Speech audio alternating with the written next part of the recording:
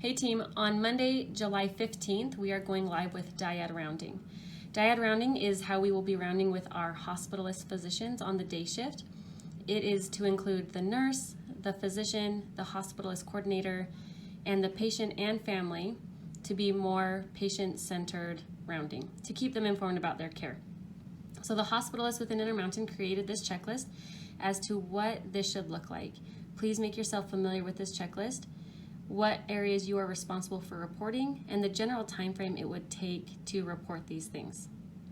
To make this also easy for you, we have adjusted our nurse report sheet or our nursing care decks to highlight all of your talking points in case you use this or you use your clipboard during rounding. You should be able to just go down the left-hand side first and hit all the areas in red. Discuss the overnight events, mobility and therapies, pressure injuries or wound care, telemetry and the indication for it, VTE prevention, room air sat, and then also the areas on the right from top to bottom, the Foley, the date it was placed and the reason, IV access and fluids, questions or concerns for the physician, and accommodation and whether or not that's appropriate.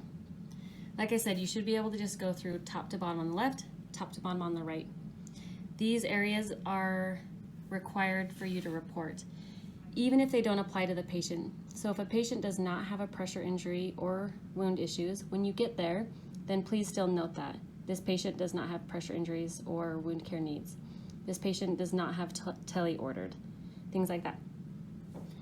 I encourage you to watch the video that will be attached to this that will help you see what this looks like. It's a video that was created by our hospitalist team within Intermountain Healthcare, and it really shows how long it really does or does not take to report these things. We have been trialing this with a few of our nurses and physicians over the last couple of weeks, and it has gone really well. We have caught central lines that didn't need to be there. We've caught Foleys that needed to be removed, and a couple other really important safety things for our patients, as well as our patients and their families have really enjoyed being part of the care and feeling like they're part of the care. Hey, good morning, Sam. How are you? Good. Anything I need to know before we go in? Nope, I think we'll address it at the bedside. All right, let's go. Hi, good morning. Linda, I'm Dr. Hano. I've got Whitney, my nurse coordinator, with me today. Nice to meet you. And you know Sam, your nurse. Who do you have with you today? Both of my sisters. Hey, very good to meet you. Nice to meet you. Is it okay if we discuss your medical care in front of them? Oh, yeah. Okay. I'm going to have Sam give me an update, and then we'll have a chance to talk more. All right, so Miss Linda had a pretty good night throughout the night. She did get a couple of breathing treatments that kept her up a little bit, but other than that, she had a great night. She did have a low potassium this morning of 3.2. I saw that you put on orders, and we've already treated that in the IV, so she's doing good. Linda, do you mind if we go over a safety checklist just to make sure we're keeping you safe throughout the day? That'd be great. Okay, all right. So Linda's vitals were all stable throughout the night. She does not have a urinary catheter.